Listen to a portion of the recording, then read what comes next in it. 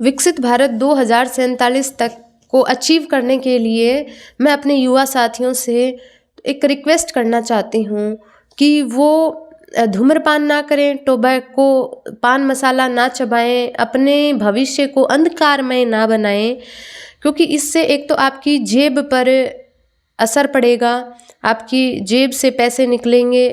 और दूसरी चीज़ ये है कि आपके साथ में जो छोटे बच्चे हैं जो ये सब चीज़ें नहीं करते हैं, उनसे आपकी दूरी बन जाएगी।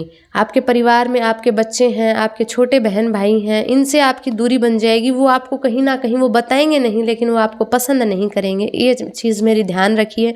आपकी हेल्थ के लिए ये चीज़ें अच्छी नहीं हैं, देश के लिए अच्छी नहीं है। देश में इससे बहुत सारी गंदगी फैलती है।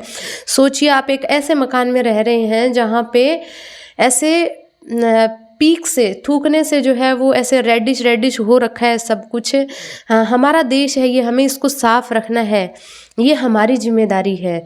तो ऐसे काम बिल्कुल ना कीजिए जिससे हमें शर्मिंदा होना पड़े। और आजकल ये सिर्फ हमारे देश की बात नहीं है, आजकल आप जो कर रहे हैं वो अमेरिका में भी दिखता है और दुनिया के हर कोने में भारतीय जो है वो दिखाई देते हैं कि भारतीय किस प्रकार के हैं।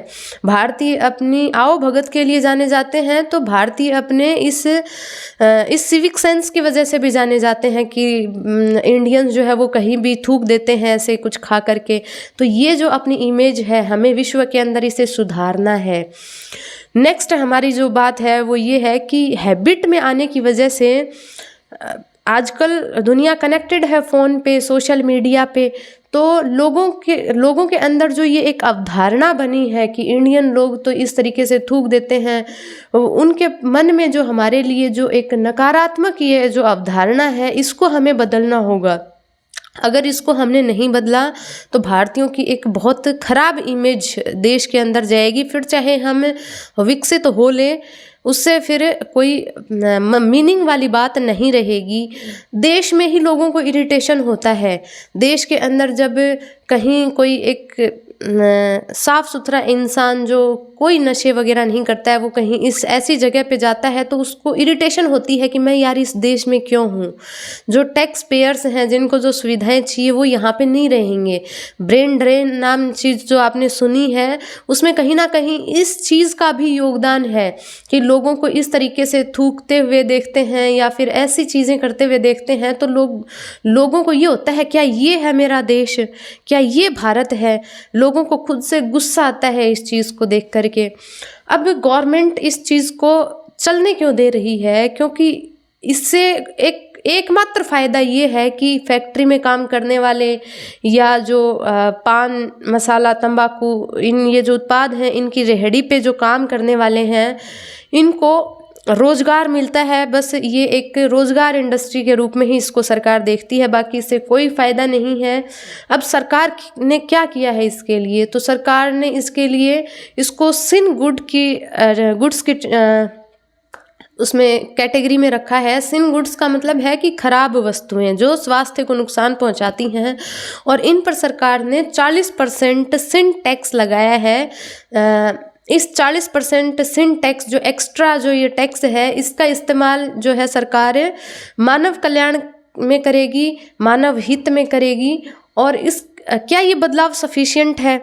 तो मुझे नहीं लगता कि ये बदलाव सफिशिएंट है, क्योंकि नमक का प्राइस बढ़ा देने से नमक का इस्तेमाल कम नहीं हो जाएगा। इसी तरीके से ये जो चीज़ है, पान मसाला है, ये लोगों को इसकी बहुत गहरी लत लग गई है। और मुझे नहीं लगता कि आर्थिक भार बढ़ने के साथ में लोगों मतलब अगर रेट इसका बढ़ जाएगा तो कंजप्शन इसका कम हो जाएगा। मुझे ऐसा नहीं लगता है, कंजप्शन कम नहीं होगा। अगर होगा तो बहुत कम बदलाव देखने को मिल सकता है। तो फिर इससे बदलाव किस तरीके से संभव है? तो बदलाव इस तरीके से संभव है, इसीलिए मैं आपसे वार्ता कर रही हूँ। आप अपने घर वालों को ये चीज़ें समझाइए, कैसे भी करके। आप युवा हैं, आप अपने दिमाग में, क्योंकि हर इंसान की अलग अलग कमजोरियां होती हैं, हर इंसान की अलग अलग विशेषताएं होती हैं। कुछ अच्छी चीज़ें होती हैं, कुछ गलत चीज़ें होती हैं। कुछ प्रमोट करिए कुछ चीज़ों को, कुछ चीज़ों से दूरी बनाइए, कैसे भी कीजिए, आपके हाथ में है ये चीज़, आपके घर वालों को टोबैको, पान, ये सारी चीज़ें इनकी लत छुटवाना। सामाजिक स्तर पे पहली बात तो है कि शिक्षा में, क्योंकि छोटे बच्चे ही इनका इस्तेमाल करना शुरू कर देते हैं। जब छोटे बच्चे इस्तेमाल करना शुरू कर देते हैं तो वो बड़े होते होते ये सारी चीज़ें बहुत अच्छे से सीख जाते हैं, और दूसरा भी उनको फिर पीते हुए गलत नहीं लगता है, उनको लगता है कि हाँ सही है। छोटी उम्र में ही जो युवा लोग हैं, जो स्कूली युवा हैं, कॉलेज के युवा हैं, वही लोग नशा करने लग जाते हैं।